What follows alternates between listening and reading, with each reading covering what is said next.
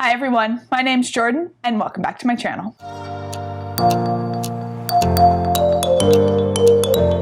Today I'm doing the Postscript tag. I was tagged in this by Alex over on Tall Guy Reads. I will link his channel and video down below, as well as the creator's original video down below. This tag video is kind of just like a culmination of the year. I know the year's not over, so some of these answers may kind of change in December, but figured I'd go ahead and give it a shot. So without further ado, let's get into it. The first question is the longest book you read this year and the book that took you the longest to finish.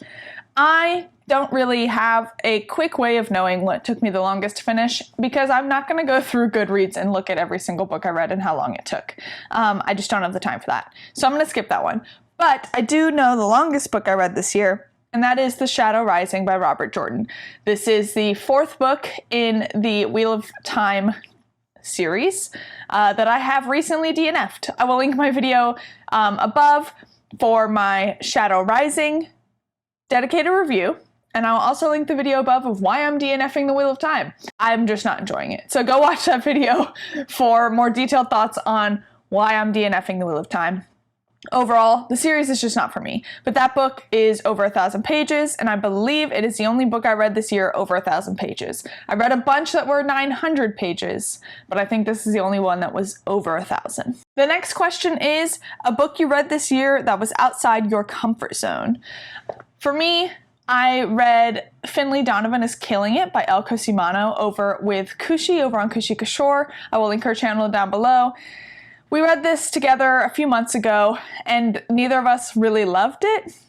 This book is definitely not a book I would have picked up on my own. It is kind of like a comedy-ish book. It's about a woman who is accidentally hired to kill someone, basically as like a hitman, and she is down on her luck. She's just gone through a divorce. She doesn't have a lot of money. She's an author who hasn't made it big yet, so she does it. And her babysitter basically like team up and murder somebody.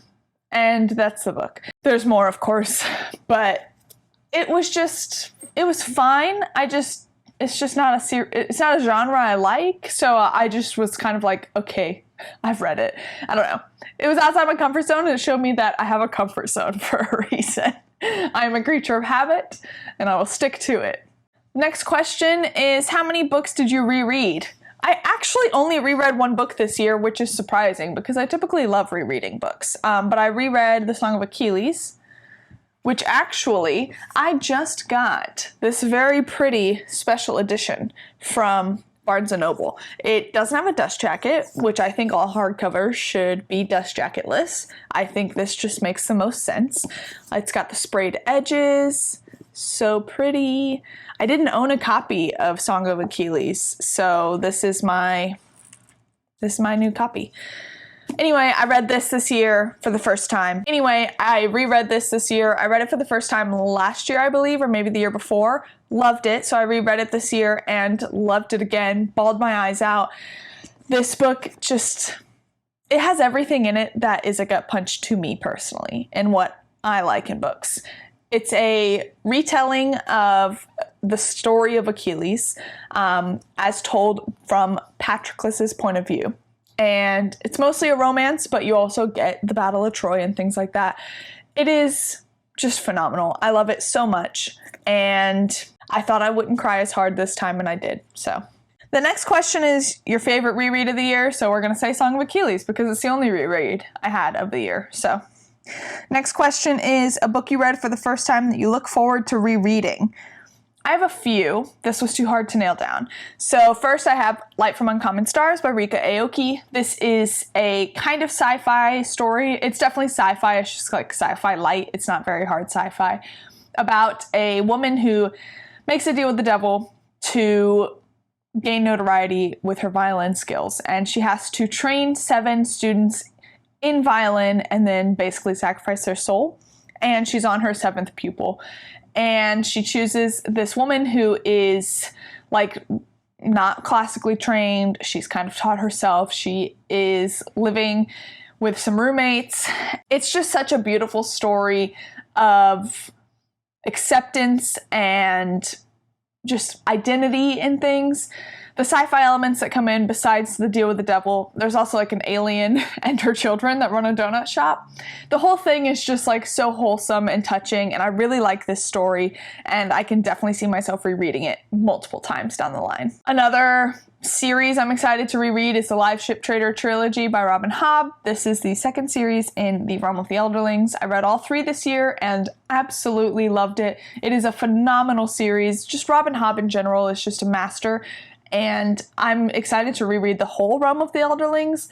But I know that when I reread Live Ship, I'm going to pick up on a lot because I listen to the Live Ship audiobooks, and I know when I reread it, I'm going to want to do the physical book. So very excited to reread Live Ship later on down the road. I don't know when that'll be because the series is huge, but I will be rereading it eventually. I also have the Sun Eater series by Christopher Accio. This is a sci-fi series that I've been reading with a bunch of people over on the Grimoire Discord.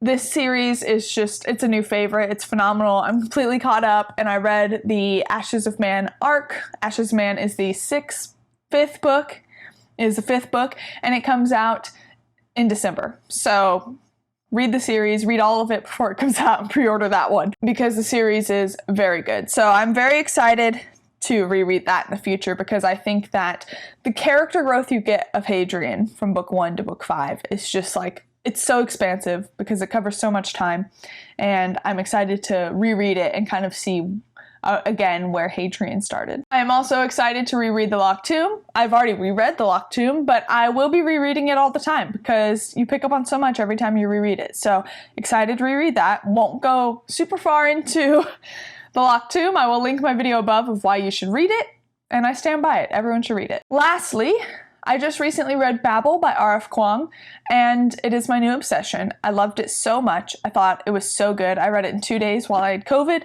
and it's phenomenal. So I already know I'm going to want to reread it multiple times down the line. I learned so much reading it. I tabbed it for the first time in like a very long time. I don't tab books regularly. Hold on, let me grab it. I started at like page 170. I was like, I gotta start tabbing this. And I tabbed like all of, it's not color coded. I just picked colors I liked. But I tabbed like all of the poignant lines I found. It's just, this book is stunning, and it is a great look into colonialism and people's parts in it, and it's just lovely. I love this book. The next question is your favorite single short story or novella that you read this year. For me, this will be The Willful Princess and the Piebald Prince, which is a short story novella set in the Realm of the Elderlings by Robin Hobb. I thought that this novella was so informative. I read it right before Tawny Man, and I think it informed a lot about Tawny Man in general and what happens in that series. One of the major plot points is kind of based on something that happens in this novella. So I thought this novella was very good. And also for how short it was so intense and so complex, and I thought it was masterfully done. The next question is Mass Appeal, a book you liked and would recommend to a wide variety of readers. For this one, I said Middle Game by Shauna Maguire. I recently read this. It is a urban fantasy that I found so compelling. If you like character-driven books, this is it. But also, like, the plot is very good. It's about these twins that are separated at birth, and when they're kids, they end up forming a like magical telepathic connection, but they don't know who the other is. And their names are Roger and Dodger. And they have complementary powers, basically. One is incredibly good at math, and the other is incredibly good at writing and English and things. It sounds very simple, but it gets so complex down the line. The action is cool, the magic is wild, the characters are heartbreaking and beautiful, and I just really loved the story. I'm so excited to get more people to read it. It's not like a little known story. I think a lot of people have heard of it, but I think that it is a very good book. Next up is A Specialized Appeal, a book you liked but would be hesitant to recommend to just anyone. So here I'm going to say The Spear Cuts Through Water.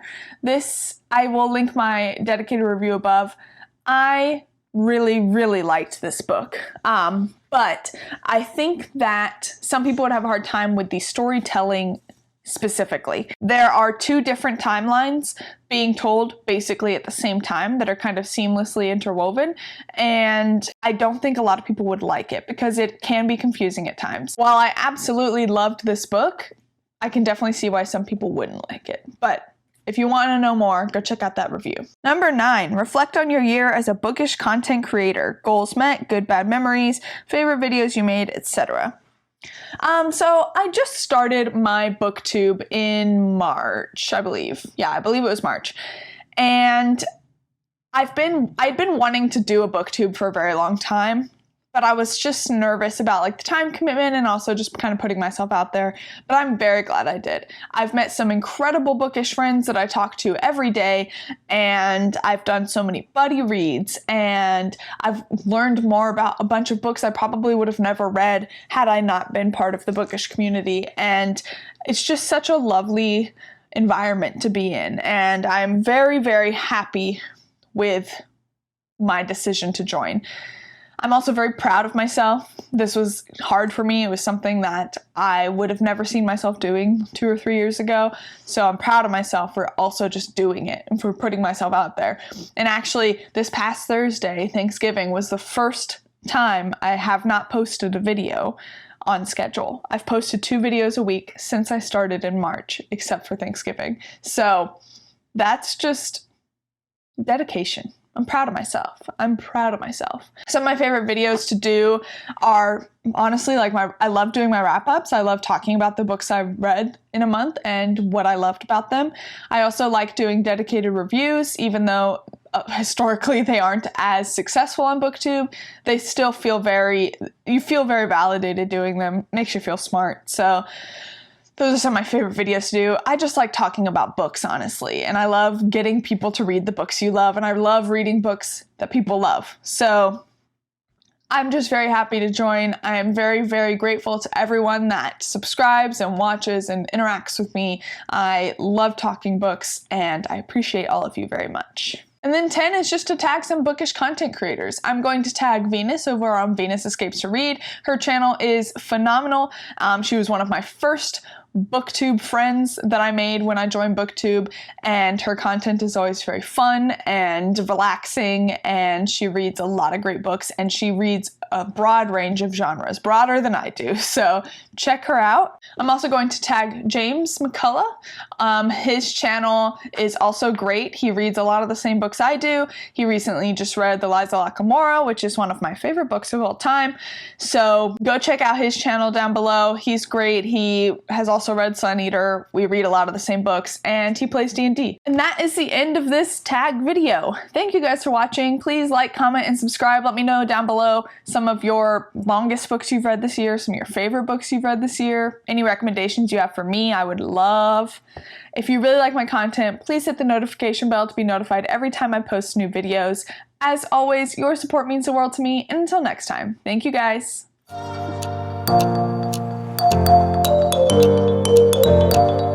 Thank you.